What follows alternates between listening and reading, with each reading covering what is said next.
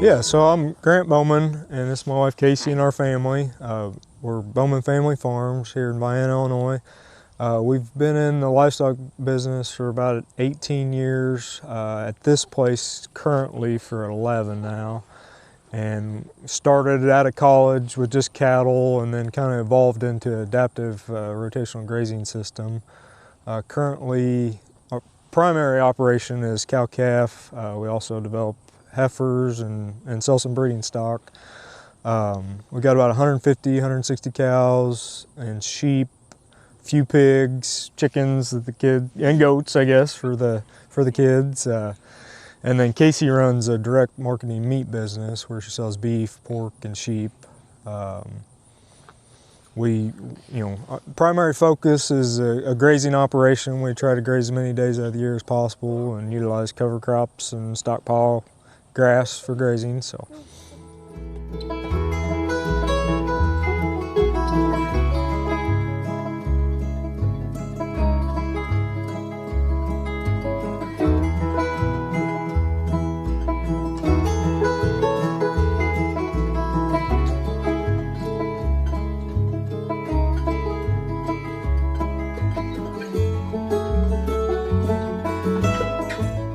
I'm Logan Karcher. I'm the Director of Producer Programs for Illinois Grazing Lands Coalition. And we're just happy to be here at the Bauman Family Farms today with Grant. And we've had a good day of farm tour, just going around and seeing his different enterprises and where he's at with his forage management. And he's doing a great job. Grant also is a grazing group leader for us here at ILGLC in the southernmost part of the state.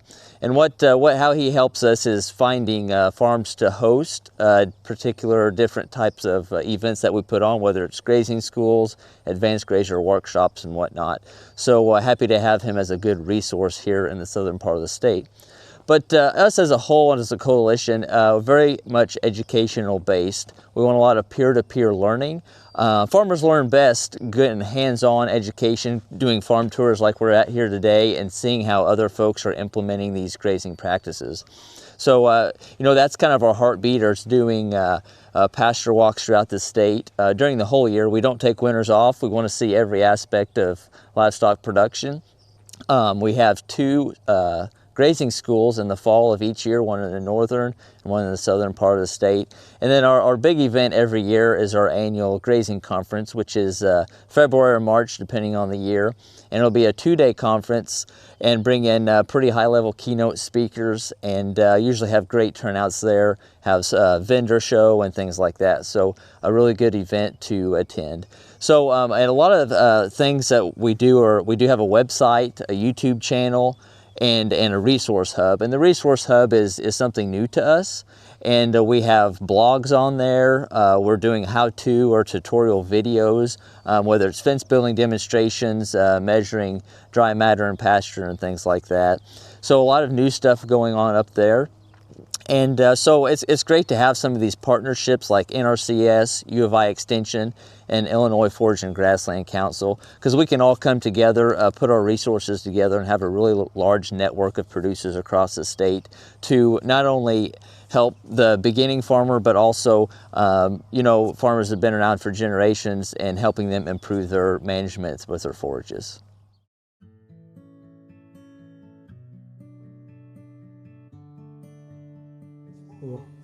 So, we've talked about following the natural processes, and we feel really rooted in that those, man has discovered those natural processes, but God set them all in motion. And it is just a really amazing thing that once you start following nature and those processes, that how everything comes together and works together for better. Mm-hmm. And we're actually improving on what's been entrusted to us instead of degrading or going backwards. So we feel really proud about that, and able to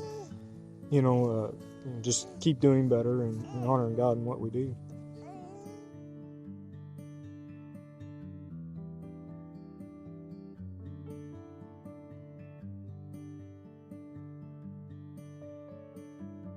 So we started our Bauman Family Farms meat operation towards the end of 2022.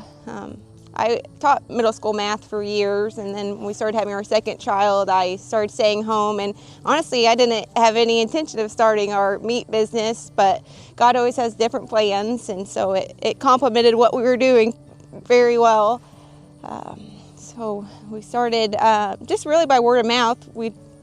Until you have kids, you don't really worry about what you're consuming and, eating as much as your diet. But whenever we did have our children, we started thinking, we want to feed them the very best. So that's really why we started our grass-fed and finished beef. And from there, word of mouth, other people had heard about it, and it really wasn't big in our area at the time. But so they wanted to try it, and they enjoyed it, and it spread that way. So we were very grateful. And then I started our Facebook page, and that's honestly where I still move most of our products on there. So we have our grass-fed and finished beef and our pork, and then our grass-fed and finished lamb as well. So we've really enjoyed every minute of it.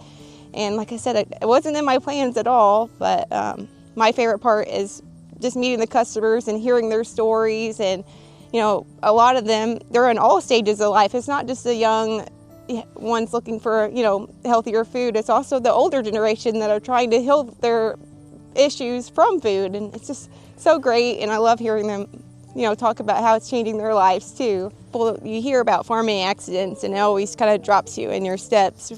All of us farmers can relate to that. I can think of probably 10 in my lifetime that's happened, but our family had quite the tragedy on July 11th, 2022.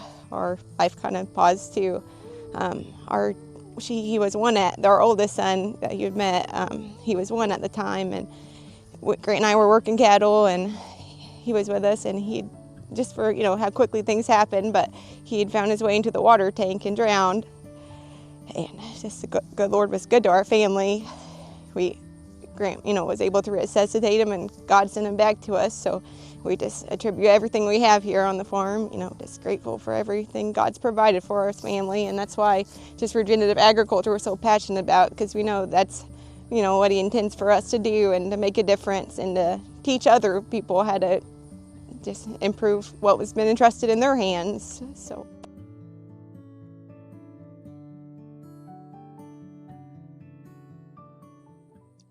This flock, as I mentioned, came from Markway Ranch over in Missouri. They started with the Hopping Brothers Genetics, which is Katahdin, Dorper, and a Florida native cross. And they do really well. They're a hair sheep. They're not much maintenance. They're just kind of easy keepers, and they're a great breed to start with. And maybe someone who's wanting to start with livestock, maybe like with a smaller farm, and maybe not wanting such a upfront investment as cattle. Sheep are a great option, and they multiply very quickly, as I'm sure you know. So it doesn't take very long to build your flock. They grow in a hurry, and especially if, you might not have grass and you have more brush and weed environment that you're wanting to clean up and make more useful.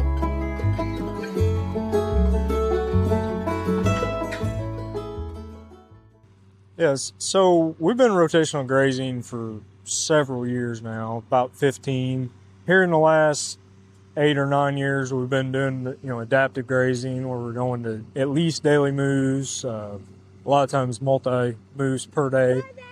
But here, just in this last year with the weather and the drought, we went to a higher stock density and trying to utilize more of the grass, and that really helped get us through this dry spell that we're in, and kind of set us up pretty good for going into winter. I think next year we're really going to pursue the high density grazing or higher utilization, and maybe even have to add some supplement, because we'll be putting a little more pressure on the cattle. But I think the things I've seen, the benefits to the land are humongous. Getting a lot more production per acre, and just really helping the soil health. But what we've done in the past has worked, but I just think it's the next step higher. We've seen our organic matters increase, especially on the field that we've cover cropped. When we first took soil tests, they were in like the 2.6, 2.7% range. We took some tests then about 5 years later, and the organic matter percent had got close to 5%. So not quite doubled, but we've really made some leaps and strides in improving the soil health. So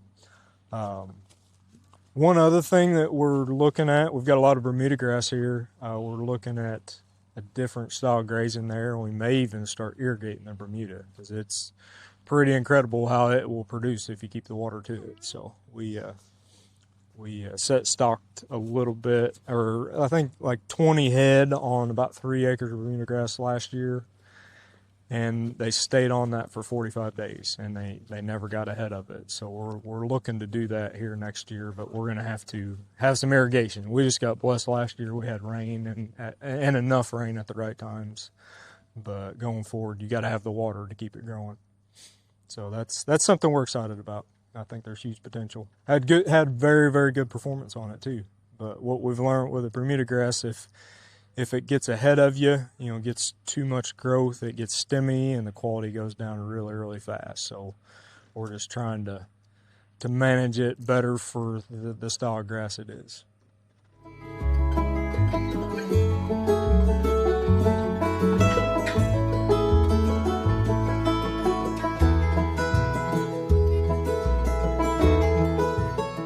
So I feel we're really blessed to be in an area that has some fairly decent soil.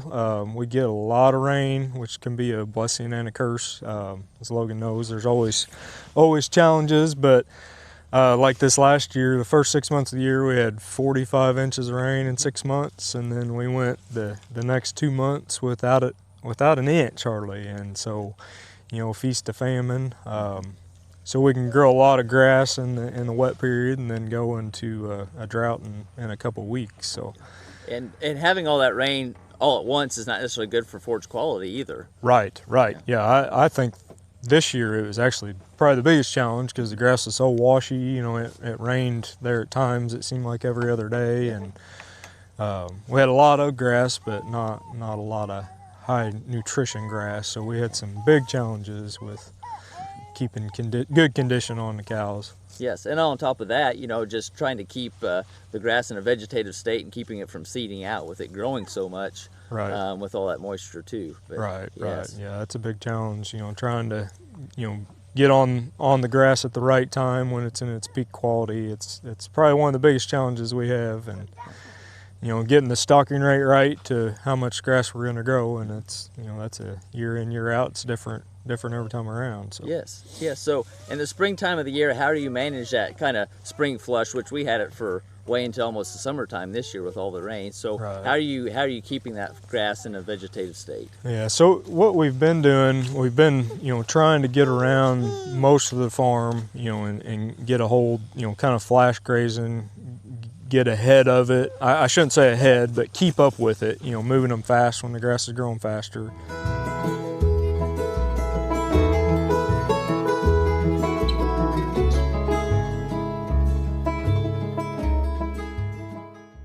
Okay, so here in Illinois, we're surrounded by crop acres, right. row crop guys. So you set aside a particular amount of acres each year for annuals and cover crops. Right. So expanding on that idea, not necessarily here on your farm, but in the state, what benefit can that add to crop farmers and livestock producers alone, and what kind of partnerships can they have? Right. Yeah, so there's a huge potential in the state, with all the acres we have available, and it's just the annuals allow for more grazing. You're going to get more grazing or earlier growth in the fall, earlier growth in the spring. So there's opportunity on both sides to bring in some extra income. Obviously for the reducing winter feed costs for the crop guy, or for the cow guy, but the crop farmer then can get paid for that grazing. From the cow farmer. By either leasing it out or doing the custom grazing itself. For sure. And you hit on it a little bit earlier about how it's improved your organic matter. Right. So, allowing those livestock, cows or sheep alone, or any type of ruminant on your crop ground, seeing maybe less inputs for the row crop guy, sure. Improve organic matter. So it can be a really good partnership if you don't have crop acres available, right. to go to your neighbor and say, hey, this is what I can provide. And trying to build those relationships. Right, absolutely. And then you've got the weed suppression benefits of the cover crops, and they're gonna the deep roots are gonna bring some of that P and K up for the crop to be available for that next year. So there's a lot of benefits for them. Yeah, And I know one challenge is infrastructure. Yeah. You know, a lot of fences were taken out of crop grounds 20, 30 years ago. So how can we implement livestock if we have no water, shade, or fence? Right. But I think there's so much technology out there anymore, whether it be something as far out as the virtual fencing that's being utilized to single strand high tensile. Hauling water sounds pretty daunting, but it in the winter it may not be that challenging. Right. Yeah. Yeah, absolutely. You know, the technology's come a long ways, and you know it's pretty easy and cost effective to put up a single strand hot wire fence. And if you've got good feed in front of the cattle, they're not going to want to go anywhere, or sheep for that matter. I know a lot of guys grazing sheep on cover crops. The water is not near a big issue. You know, we get a lot of rain in the winter, so most crop fields are going to have creeks or a ditch that runs through it, or if they don't, you can haul water in the winter. They don't drink near as much as they do in the summertime. For sure. And even utilizing snow, which we don't get as much snow as the northern part of the state here in the southern tip, Right. but having that availability. And one thing that is a pro to small ruminants is the amount of water that they intake during the winters, little to none. Right. Especially with a good green forage that they're eating as Right. well. Yeah. Those 50 sheep that Casey has there in the bottom, she's just filling a little 40-gallon water tank, and it's like once every 2 weeks. Yeah. She's filling it with a bucket. So Yep, for sure. they drink very little And compared I to had a the cow. same experience myself with my flock of sheep. So yeah, and then we know a lot of guys over in Missouri, you know, grazing covers with sheep and cattle, and building the fence each year and taking it down. Right. And saying how little labor, you know, you're talking a day to fence in maybe enough annuals to graze through the winter. Right. So, Yep. you know, that's a big pro. So like say, infrastructure used to be kind of a big deal, but anymore, I think is very user friendly and cost effective. That shouldn't hold producers up for doing anything. Right. I agree. I've grazed cover crops on crop ground one time. We put the fence up in a day and took it down in a day. Yeah, for sure. And the cows never got out. You know, it was just a single strand for cows, but it worked really good. Yes, I totally agree, for sure. So that's a great benefit we have here in the state that I hope that we can see more and more producers or row crop farmers start to make those relationships and help each other out and have that good camaraderie with neighbors. For sure. Absolutely. There's a lot of potential and benefits for both parties. Without a doubt.